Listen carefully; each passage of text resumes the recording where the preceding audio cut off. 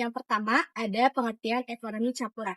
Ekonomi campuran adalah sistem ekonomi yang menggabungkan unsur-unsur kapitalisme, ekonomi pasar, dan sosialisme ekonomi terpusat. Kemudian ada tujuan dari ekonomi campuran, yaitu menyeimbangkan efisiensi dari mekanisme pasar dengan pemerataan kesejahteraan dari cakupan pemerintah. Yang kedua ada latar belakang ekonomi campuran. Yang pertama ada ekonomi pasar murni atau kapitalis yang terlalu menekankan kebebasan. Yang kedua ada ekonomi terpusat murni atau sosialis yang terlalu menekankan kontrol pemerintah. Untuk mengatasi kedua kelemahannya, banyak negara yang menggunakan ekonomi campuran yang mencoba mengambil sisi positif dari keduanya. Nah, di sini aku mau jelasin tentang cara kerja ekonomi campuran. Dalam sistem ekonomi campuran, masyarakat diberikan kesempatan untuk melakukan kegiatan ekonomi secara bebas. Pemerintah turut serta dalam mengatur pengelolaan ekonomi untuk mencegah terjadinya monopoli sumber daya ekonomi dari beberapa oknum. Ekonomi campuran merupakan sistem yang bebas namun terbatas. Masyarakat dibebaskan dalam kegiatan pasar, tetapi mekanismenya diatur oleh kebijakan ekonomi yang ditetapkan oleh pemerintah. Peran pemerintahan dalam ekonomi campuran yang pertama ada sebagai pengatur dan regulator, yang kedua sebagai pengawas atau supervisor, dan yang ketiga sebagai pelaku ekonomi.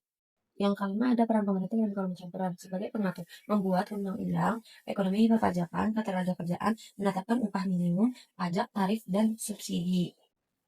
Selanjutnya ada sebagai pengawasan atau supervisor, mengawasi agar tidak ada praktik monopoli atau oligopoli.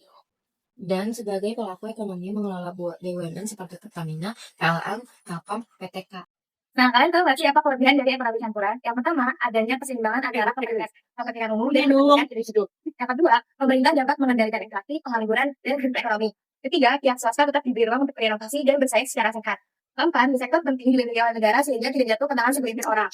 Adapun kekurangan ekonomi campuran, yaitu yang pertama, jika peran pemerintah terlalu besar, maka kreativitas dan usaha swasta bisa terhambat. Yang kedua, jika swasta terlalu dominan, maka terjadi ketimpangan sosial atau yang kaya makin kaya. Nomor 8, contoh penerapan ekonomi campuran di Indonesia. Yang pertama, sektor pemerintahan. Yang kedua, ada sektor swasta. Negara dengan sistem ekonomi campuran. 1. Indonesia melalui pemerintah dengan sektor vital. 2. Malaysia, pemerintah yang sangat kuat dan swastanya berkembang dalam perdagangan. Prancis, negara Eropa yang menerapkan regulasi ketat tetapi pasar terbuka. Jadi ekonomi campuran adalah jalan tengah untuk memberi kebebasan usaha seperti kapitalisme, namun tetap ada kontrol dan pemerataan seperti sosialisme.